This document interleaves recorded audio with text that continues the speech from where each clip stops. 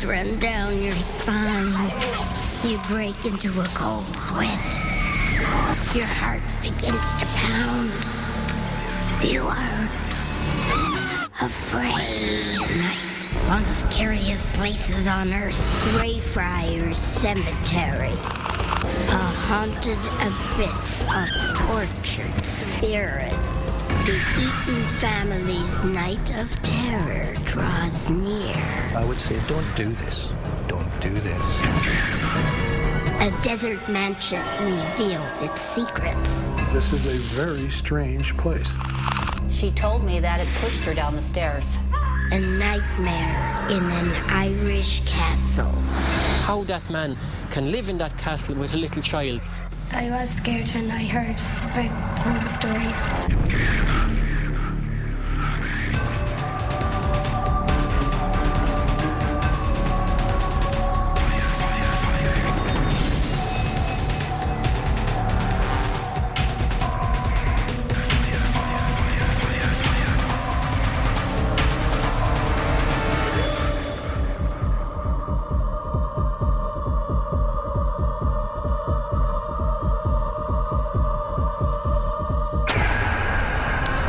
A place scary? Is it not knowing what lurks around the next corner? At Greyfriars Kirkyard in Edinburgh, Scotland, the world-famous statue of a dog known as Greyfriars Bobby is a benign and welcoming sight. The dog almost seems to be protecting the cemetery. Tourists come from all over to see the statue, but when they enter the graveyard, they're on their own, with nothing to defend them.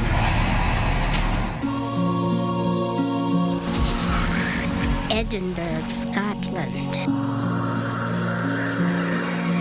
Greyfriars Cemetery, known the world over as home to the loyal Scottish Terrier Bobby. The little dog's buried out there, so he's about the only nice person in the graveyard.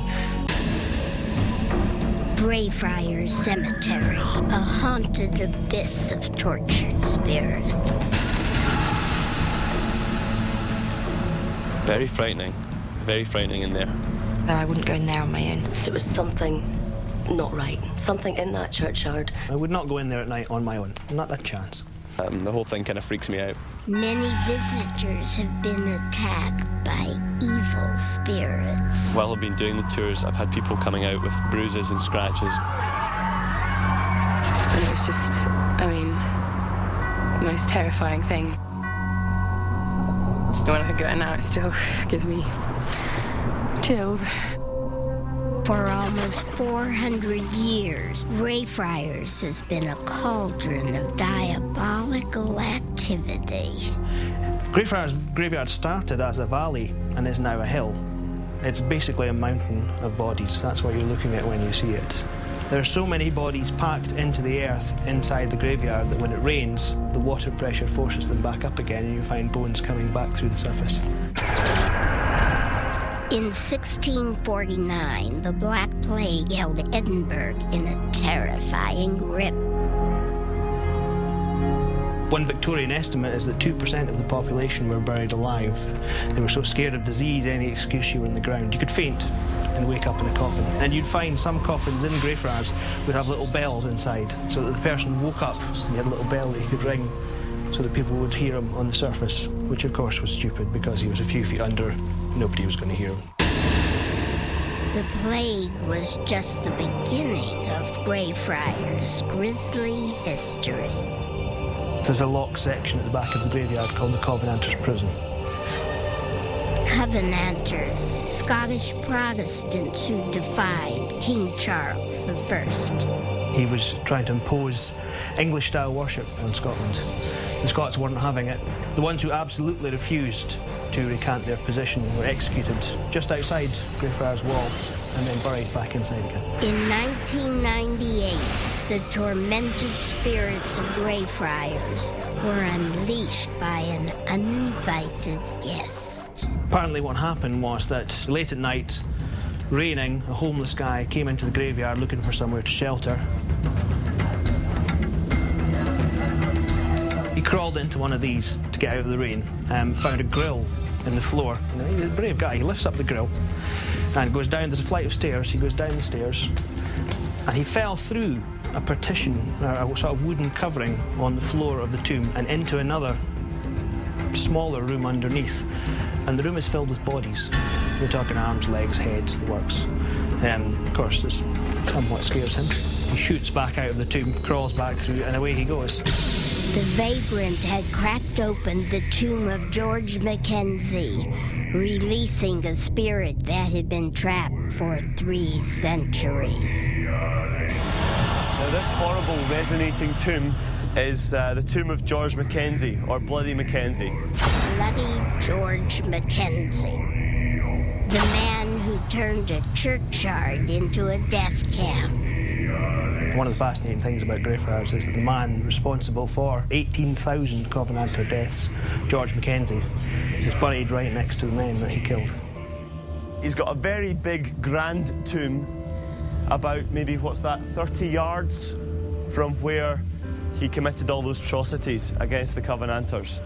At night, George Mackenzie posted 2 guards on the gates of the Covenanters' prison. Everyone was made to lie on the ground inside. We're talking in wintertime, frost. If anyone stood up, they had 2 snipers at the gates to shoot at them.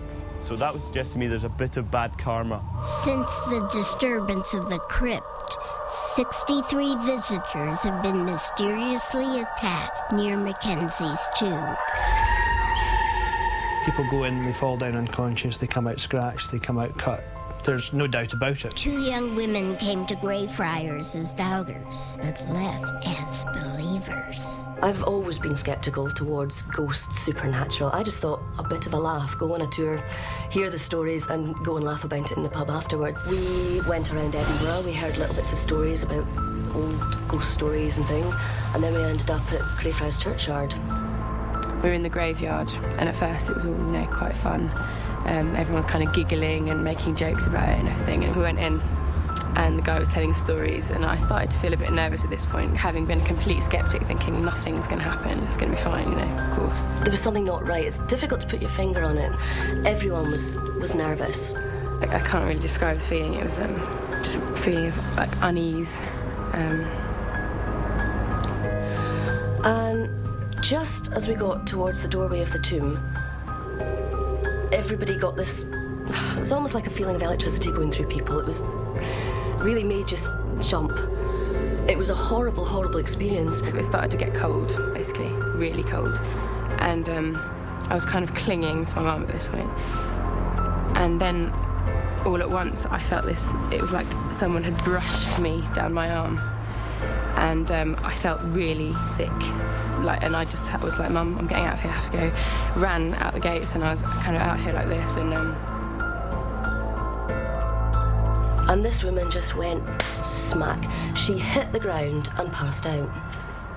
And the next day, I woke up in the morning, and when I looked in the mirror, I had bruises on my face, like someone had scraped my face like that, so it was like finger marks down my face, and a scratch, kind of red scratch mark down my arm. And I'm never, ever going to do anything like that ever again. Reverend Colin Grant was immediately summoned to exorcise the demons. My father found when he went there was a vast combination of different manifestations and feelings. 2 local newspaper reporters attended the exorcism. We met Colin Grant must have been about 11:30 at night, and just outside the gates of the graveyard. And it was quite creepy. The graveyard was obviously very black, and the moon was hidden, and the wind had whipped up. He went round, set up every single small candle and put them in a big circle.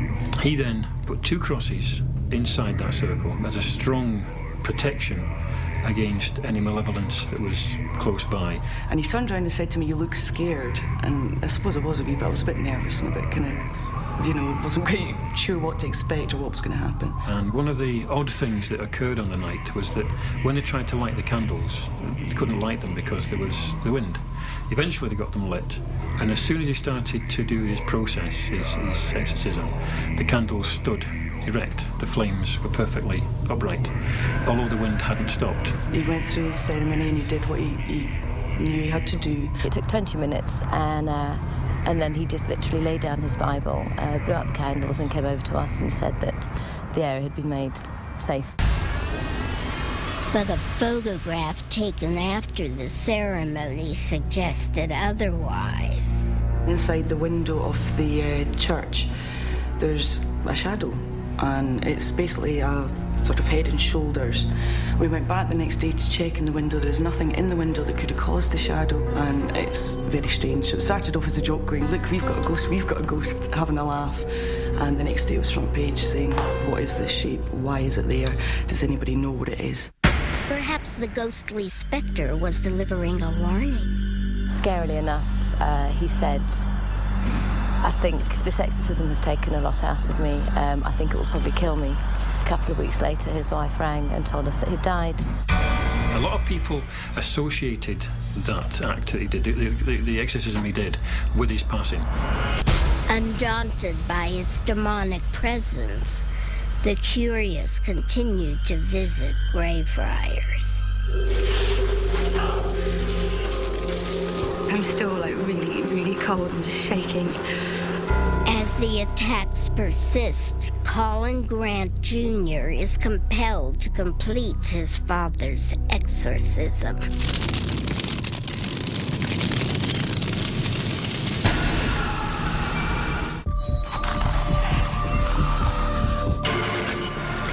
Shortly after conducting an exorcism to drive evil spirits from Greyfriars Kirkyard in Edinburgh, Scotland, Minister Colin Grant died. Some believe that whatever forces Grant battled at Greyfriars were so powerful that they killed him. Now Colin Grant's son, who is also a minister, has come back to finish the job his father started.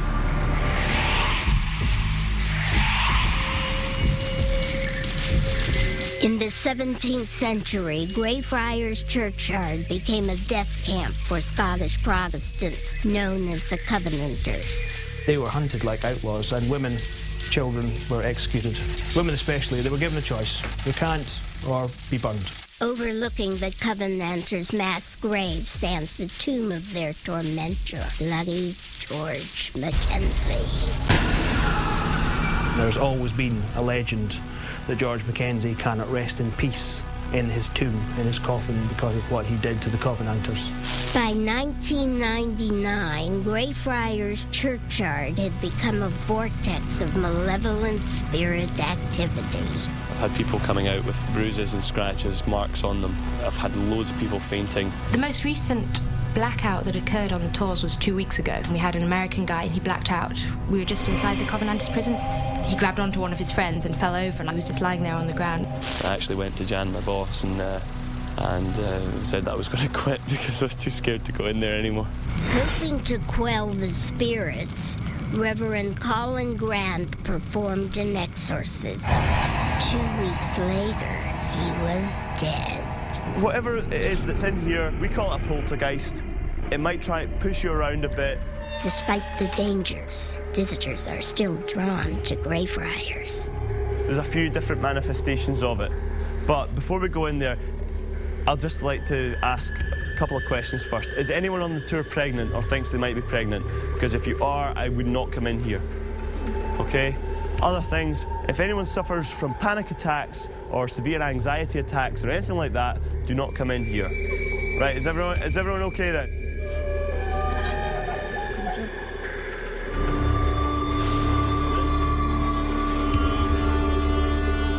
If you're being pushed or attacked or shoved or kicked or strangled or punched by something that just isn't there, please tell me immediately. Okay. So, if you'd all like to come with me, we'll go into the Black Mausoleum. Right to the very back, please push right into the back and into the edges, thanks.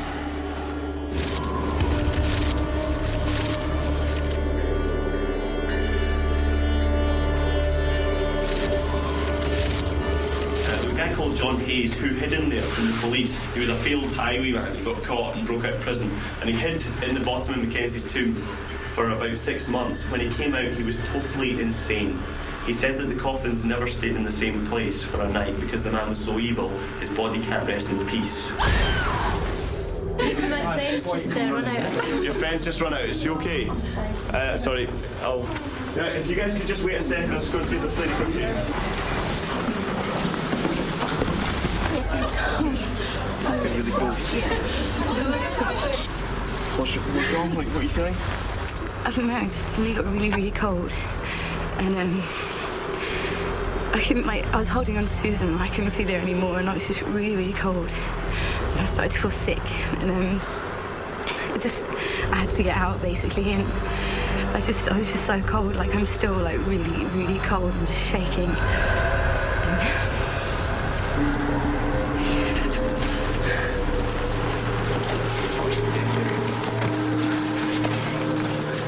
Until now, the Reverend Colin Grant's son has refused to return to Greyfriars. The Edinburgh paper suggested a couple of times would I like to go back, and the phrase like was there, but not really.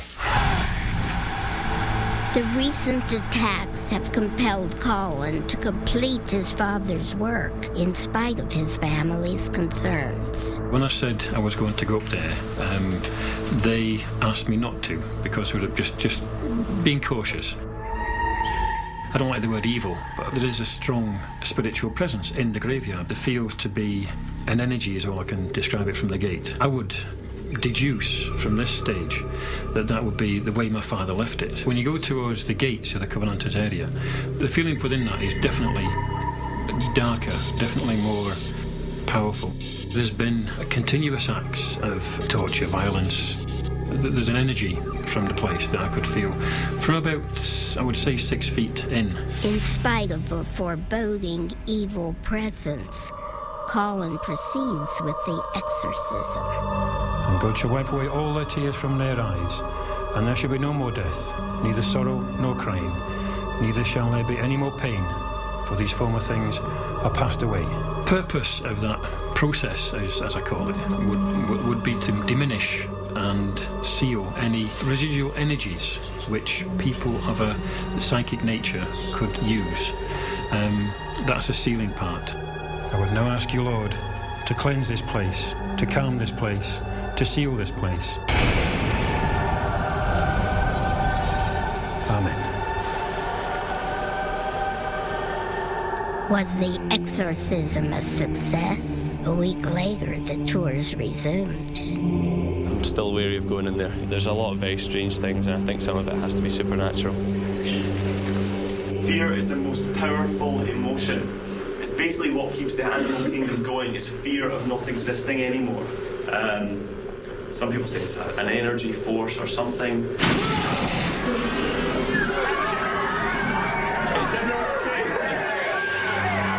The spirits remain defiant. For some reason, the gate on the Black Mausoleum crashed. I'm not sure what it was because I had my back to it. That's never happened to me before. I'm not sure if it's happened to the other guides, but that was the first time, and it was really scary. The Covenanters' prison is now off limits to the public. I'd never go back in there again. There's something in there, and I don't want to experience that sort of thing again. I've never been so scared in my whole life.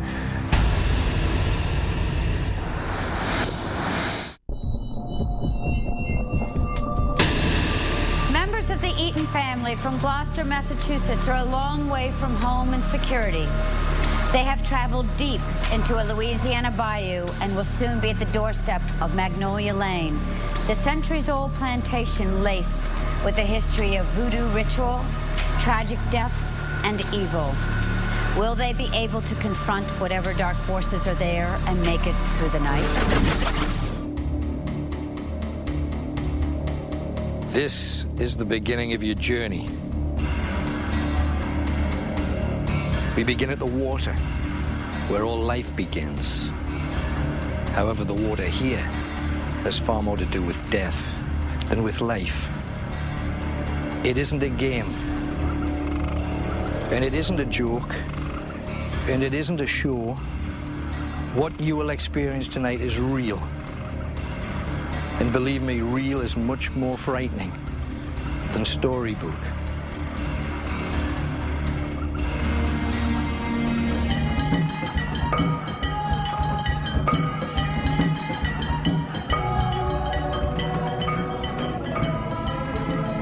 Welcome to Magnolia Lane. So far you've been in the light. Beyond here's the dark. Had I a choice, I would say, don't to anybody, don't do this. Don't do this. Don't do this. Now, I think it's time to walk the path. Walk slowly. Because I know that you think you can only see spirit in houses, much as though you may wish them not to be. They will be around you all night. They'll be everywhere. Follow the path to their house. Are you ready to do this? The Eaton family faces their fears and walks through the woods to Magnolia Lane. Steph? Yep. Hold up. Why? All right. What's the matter? Here's the deal. No, we gotta go right over there. Just go. Just follow me. Here's the deal. We're wicked. We're gonna go right. Yep. And we can't see very well. So let's. What's this? It's an altar. These are the altar seat. It's like a Native American altar of some sort. That is native. It looks native. I'm not quite sure what all this is, but it's... Hear that?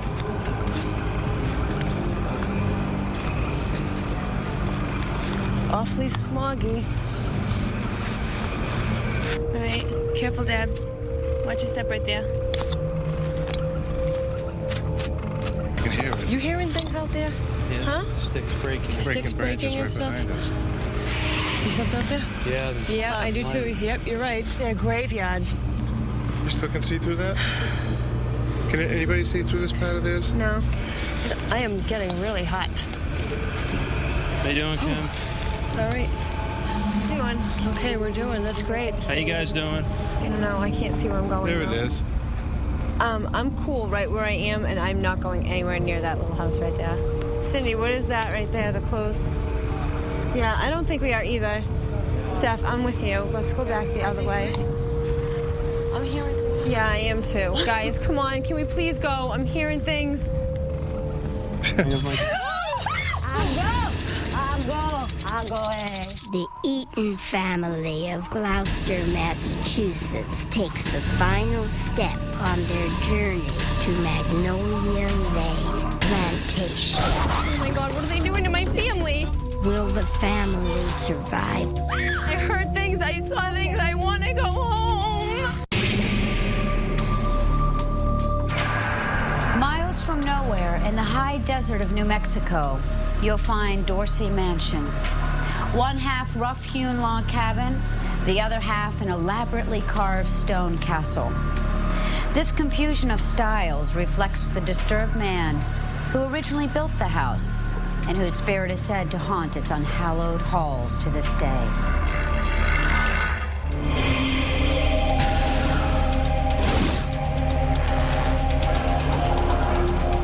Dorsey Mansion, Springer, New Mexico. This is a very strange place. It is a very strange location for a big house to boot. In 1878, during construction, former U.S. Senator Stephen Dorsey started leaving his macabre mark everywhere on his mansion.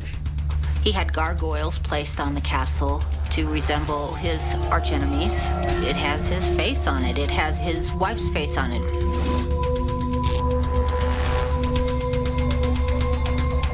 He may not have lived here the longest, but everything that is here is something that he put his mark on. Dorsey paid for it all by lying and stealing his way from Washington, D.C. to New Mexico. We knew it was built by Stephen Dorsey. We didn't know that he was a scoundrel and a rogue. He did a lot of things that were not necessarily good. Dorsey abandoned his mansion in 1882. 100 years later, the property was purchased from the state of New Mexico. The caretakers that worked for the state of New Mexico wouldn't stay or sleep in the house. I felt somebody come and just shake me, trying to wake me up, and turned sideways. and looked, and there was nothing there. The next 2 nights, I spent the night in my pickup. I didn't want to even stay in this place. There were always noises, unexplained noises here. I mean, it was never ending, constant stuff. I was walking down this hallway, and I heard some music playing, and people were talking and laughing and carrying on like there was a party going on. But there was no one here but me. Strange encounters may have forced some to leave the mansion. My first caretaker at the Dorsey Mansion resigned sort of abruptly because of the ghost or spirit here in the mansion. She told me that it pushed her down the stairs, these stairs.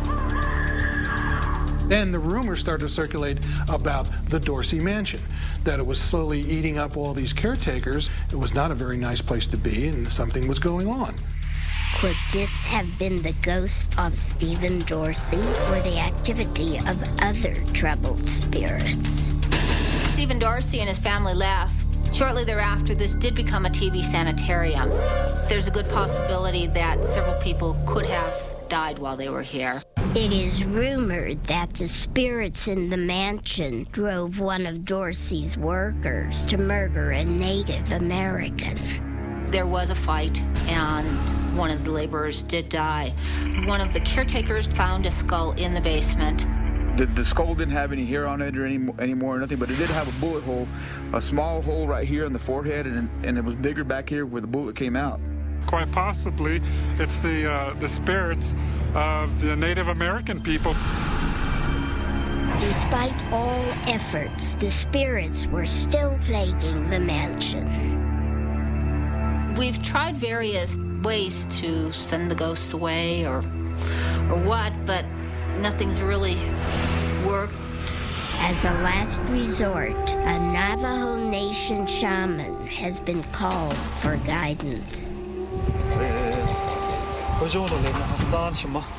I hope the shaman will put the spirits to rest, that it'll be a quiet and peaceful house to live in, and the surrounding areas will be the same.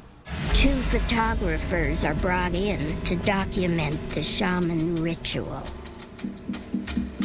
I'm not much of a believer. Of course, I've met people that have had experiences. However, I think that you can pretty much rationally find an explanation for it. But I believe in ghosts. Something's got to be left behind, you know, like especially in a bad situation. Without knowledge of the mansion's past history, the shaman investigates claims of paranormal activity.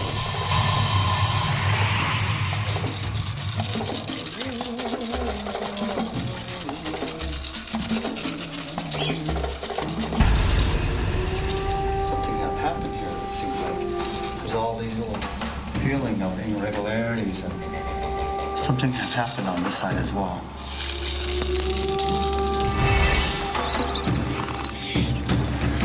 There's another passageway or doorway that leads to darkness. It's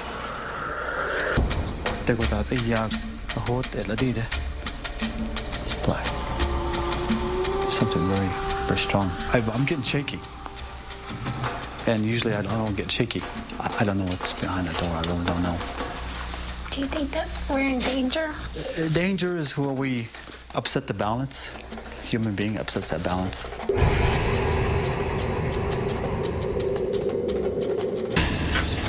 I sense that in that little corner, because there's like a little block of blackness. I don't know what it is. I really don't know.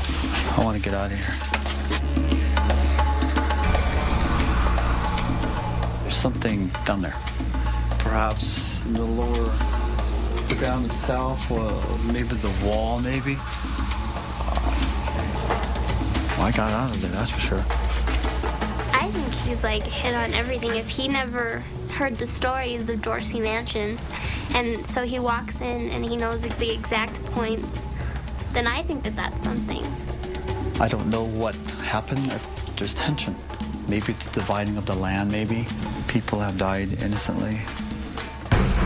The cleansing ceremony begins.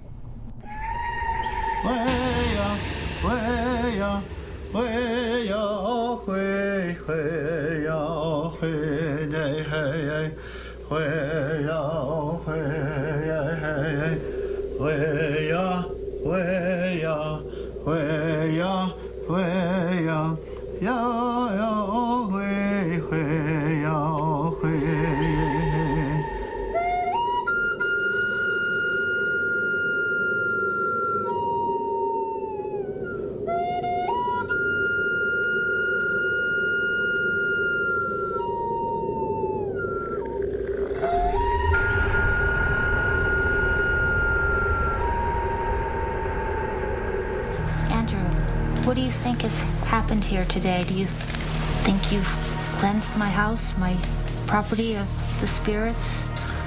The cleansing is always very important for us individually. Only human being can upset that balance. To them, the spirits believe that this is their place. I'm not asking them to. It's for us to leave. Could be anywhere in here. I felt like there was some sort of presence in the house. I got real shaky. I couldn't stop trembling, and I just wanted to get out, and I still want to get out.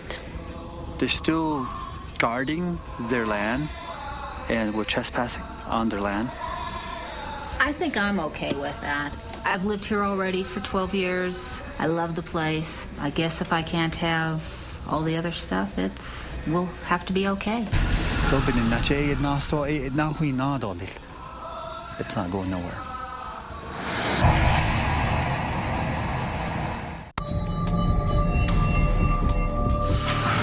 Leap Castle has been the site of some of the grisliest murders in Ireland's history. Since 1991, the castle has belonged to the Ryan family, but the ghosts who also dwell there don't see it that way. When the Ryans discovered that spirits were secretly communicating with their 10-year-old daughter, they decided to take action to try and unravel the mystery of Leap. But there was one question the Ryans hadn't considered. Who is the real master of Leap Castle?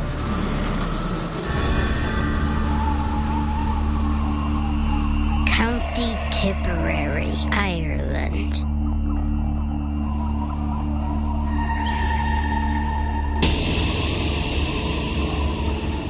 Leap Castle.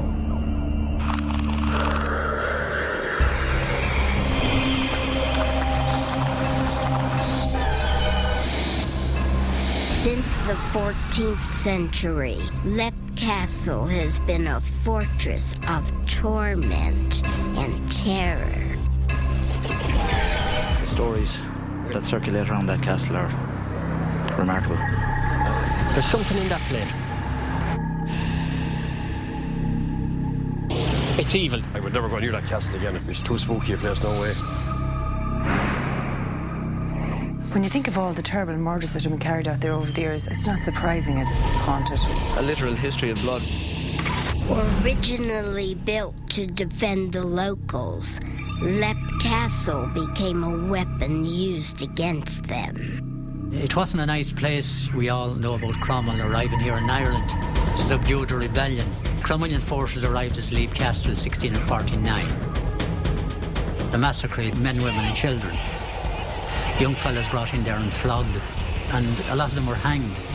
One brother killed the other, killed the priest on the altar. That place is haunted anyway. In the summer of 1998, the Ryan family moved into Leap Castle. I think they're mad. Mad. And how that man can live in that castle with a little child. I thought we were crazy, and all the local people said, surely you don't mean to live in it. Well, we heard stories, all sorts of massacres and killings and family feuds and down through the centuries. I was a little bit scared when I heard about some of the stories.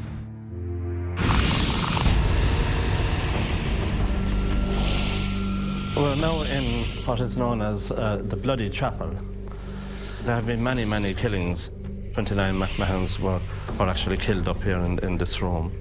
The oubliette, which is over here, which is principally, it's the dungeon. It had quite a long shaft. It was spiked, and it also, it had a door as well, so there was absolutely no coming out. They found then that there was quite a lot of human bones, and it's recorded that they took 2 cartloads, which would be horse cartloads, of bones out of it. And I didn't know anything about ghosts or spirits or anything else until we actually came to live here. And I've seen mostly shadows. Very often you'd notice a shadow go across the doorway or something like that, or you'd feel that there was somebody in the room with you. I very often think maybe Sean's there and I'm talking away to him, and then I realise there's nobody in the room.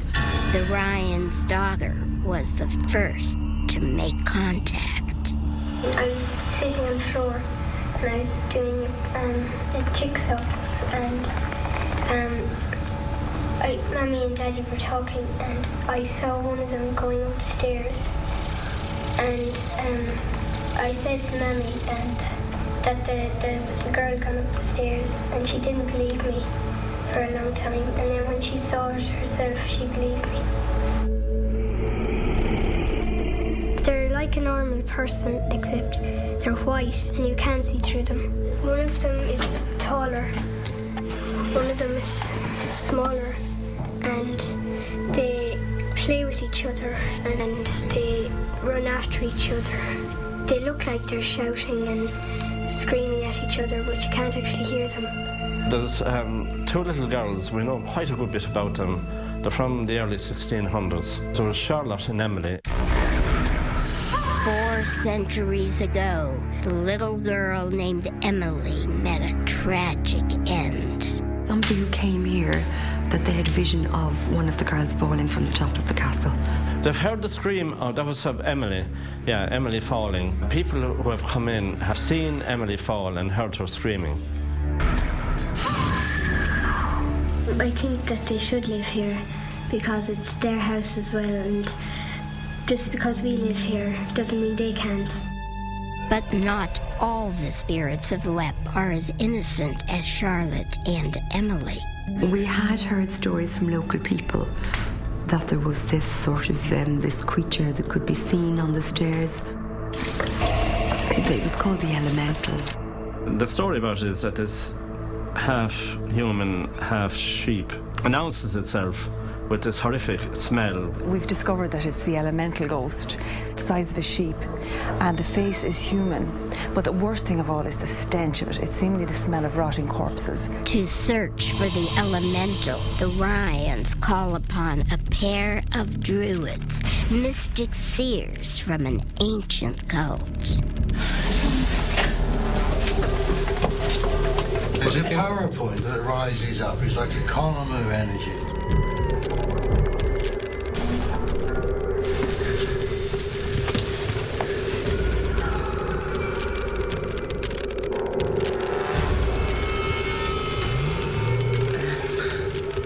Don't know what it is. It's not nice.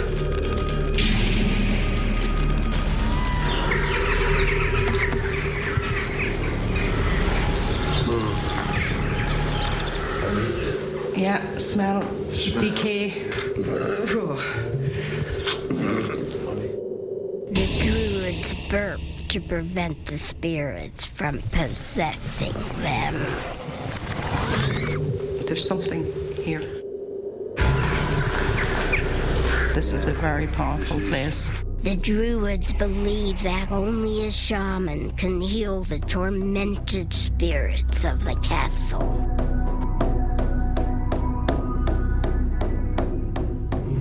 When people like me do that healing, it takes the form of connecting with the spirit that has had this traumatic experience and listening and acknowledging their scream.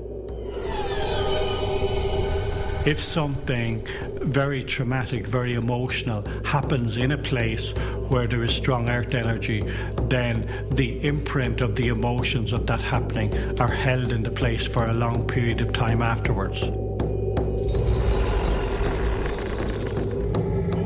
The sound of this old Irish drum again would be familiar to the old spirits of the house.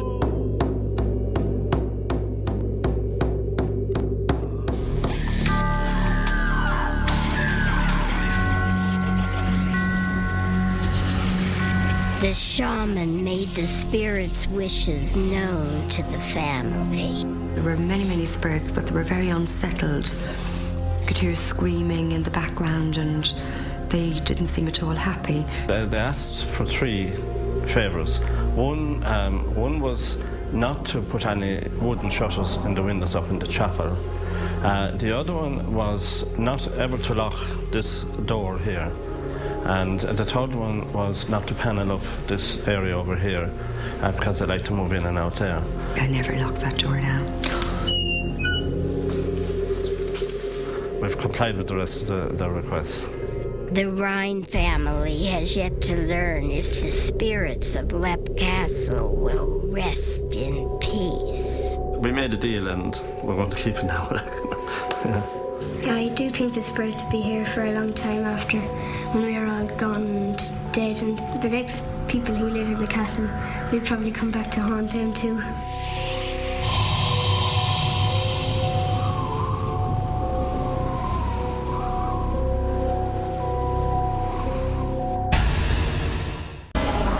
So what makes a place scary? Is it not knowing what lurks around the next corner, what lies behind the walls, or what waits for us to go to sleep at night? Most often, it isn't what we can see, but what we cannot, the unknown. And that's what you'll find in the scariest places on Earth. I'm Linda Blair. Good night.